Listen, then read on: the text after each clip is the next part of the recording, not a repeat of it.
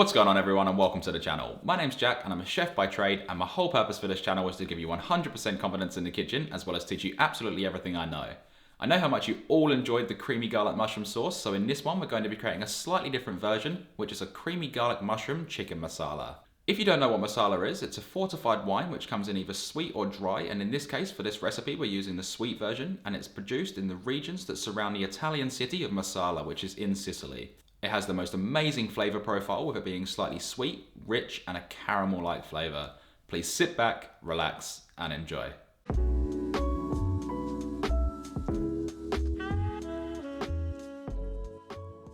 Alright guys, let's start this off with two free-range chicken breasts that weigh 300 grams or 10.5 ounces, and all we're going to do with these is lay our hand flat on top of the chicken and using a sharp knife slice it in half through the side, stopping just before we reach the opposite side to open it up.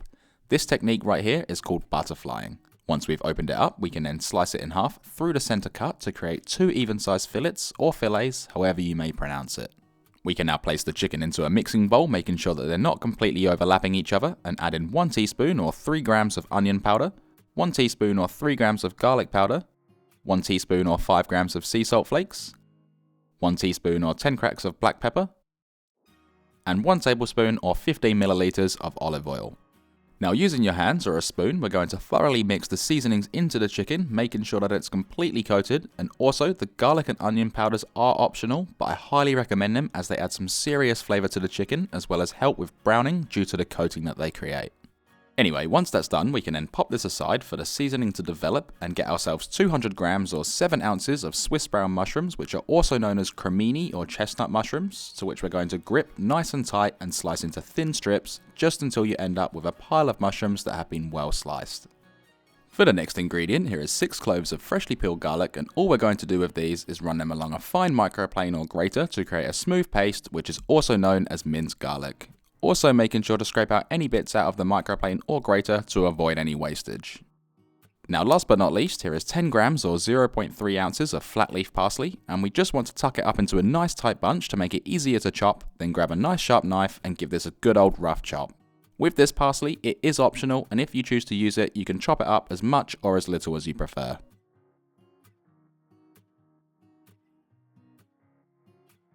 We can then place a large heavy base pot or pan onto our stovetop over a high heat, and once hot, add in 1 tablespoon or 15 milliliters of olive oil, as well as 2.5 tablespoons or 35 grams of unsalted butter, to which we're going to allow to melt.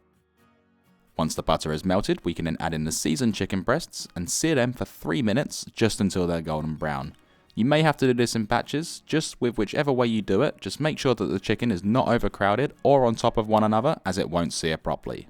Anyway, after 3 minutes and the chicken has a nice golden sear on it, we can flip it over and repeat the process on the opposite side, searing it for 3 minutes just until it's beautifully golden brown all over. Then after 6 minutes, with 3 minutes on each side, we can then remove the golden chicken from the pan and place it onto a plate or in a bowl to rest. Now back to the pan. This is optional, but I'm adding in another 1 tablespoon or 14 grams of unsalted butter to freshen up and cool down the original butter. Once that's melted, we can then add in our thinly sliced mushrooms to all of that flavour that's been left behind from the chicken, and saute the mushrooms for 3 minutes, stirring them regularly to pick up all of those pan flavours. Don't worry if the mushrooms do look a little bit dry at any stage, as after about 1 minute they will release their natural moisture, which will not only be amazing flavour, but it will also help pick up those pan flavours. After 1 minute, we can then add in 1 teaspoon or 5 grams of sea salt flakes, as well as 1 teaspoon or 10 cracks of black pepper, and continue stirring the mushrooms regularly for the remaining 2 minutes, and at this stage you can see what I was talking about with the mushrooms' moisture retention. After 3 minutes total and the mushrooms are soft and golden, we can then add in our garlic paste or minced garlic, and continue sautéing for 45 seconds to release the garlic's flavour, making sure to stir it the whole time to ensure that it doesn't burn. Once that's done, we can then pour in 1 cup or 250 milliliters of Marsala wine, with this one being sweet, but you can use dry if you wish to. And this is the main flavour profile of this dish, which adds a nutty, rich and caramelised flavour. To this, we're going to pour in 1 cup or 250 milliliters of chicken or vegetable stock to add depth to the sauce as well as help deglaze the pan. We want to then give this a nice big stir and bring the start of the sauce to a boil. Now that this is at a boil, give it another good stir to keep those flavours moving around, then reduce the heat to medium-low and allow this to simmer away for 7 minutes to slightly reduce and enhance the flavour.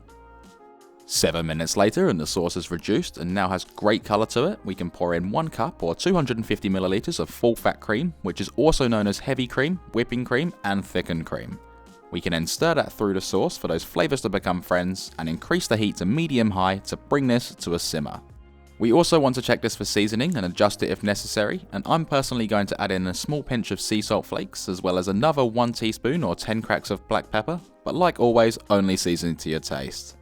Anyway, mix the seasoning through and bring this to a simmer. Once simmering, give the sauce another big mix, then reduce the heat to low and allow this to continue simmering away for 4 minutes or until it's thickened and deeply golden. Now 4 minutes later and the sauce is thickened and is nice and golden, chuck in the chopped parsley for some herbal freshness as well as a nice contrast of colour and give that a quick mix through just until it's evenly distributed around the sauce. What we can then do now is place our beautifully golden chicken breasts into the delicious creamy mushroom masala sauce and make sure to pour in those juices from the plate or bowl for added flavour. Now with the chicken, we want to gently rotate them through the sauce every 15 seconds for 1 minute to allow the sauce to completely coat and seep into the chicken, and then once that's done, we can turn this off the heat and remove the pan from the stove top. To serve this up, we can then place our chicken into a bowl or on a plate or whichever way you choose to eat this. We can then pour over that deliciously rich, creamy mushroom masala sauce. Then this is optional, but you can microplane or grate over some fresh Parmigiano Reggiano cheese or Parmesan cheese, which I find adds a great finishing touch to this dish. To this, we can also crack over some fresh black pepper, garnish it with a small amount of chopped flat leaf parsley. Then this leads to the part that makes this all worthwhile, which is that we can then dig in.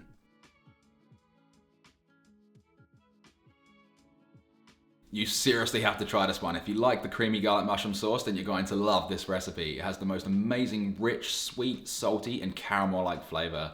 This can be served on its own like I did, or you can serve it with some pasta, some rice, a variety of different vegetables, and even a salad. To store it, you can place it in the fridge in an airtight container where it will last up to 4 days, or you can place it in the freezer in an airtight container where it will last up to 3 months. To reheat it, simply place it back in a pot or a pan over a medium heat and slowly bring it up to temperature just until the chicken's nice and hot in the center. And also, you may have to add a little bit of cream just to get things loosened up again. I really hope you enjoyed this video and I was able to teach you something. If you did, be sure to smash that like button and consider subscribing to see hundreds of more fantastic recipes. Thanks for watching everyone, stay safe and enjoy.